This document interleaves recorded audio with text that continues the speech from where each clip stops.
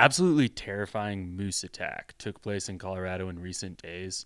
Sure to resonate with pet owners, but I mean, honestly, I've always thought a moose might be the scariest animal to encounter in Colorado.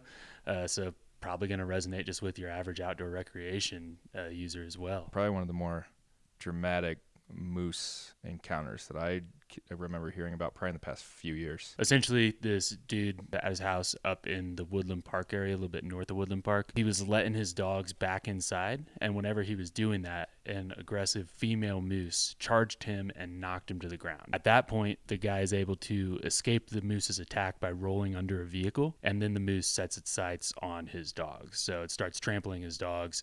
One of the dogs tragically had to be euthanized due to the injuries that it sustained. The other one is under observation. Colorado Parks and Wildlife response was going to be to relocate this moose, which turned out to be a mother. It had 2 calves in the area. They were going to sedate it and relocate it to a better area. It ended up moving out of that area naturally following this attack. So now there's signage posted in the area. Absolutely terrifying. Moose, obviously a massive, powerful animal with a tendency toward aggression whenever they're younglings are involved. What makes them so scary is they can be unpredictable, but when they have the young ones around, they can be a little more predictable, and that's when we're definitely more on high alert in those situations. You always hear people say that like black bears are more scared of us than we are of them. Mountain lions don't tend to attack humans very much. Like a moose isn't necessarily scared of a human when they see a human coming.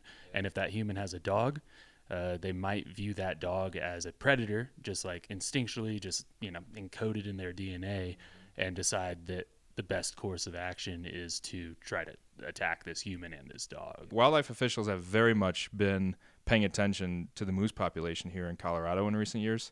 Over the past decade, it's a population that has been tracked to double, right?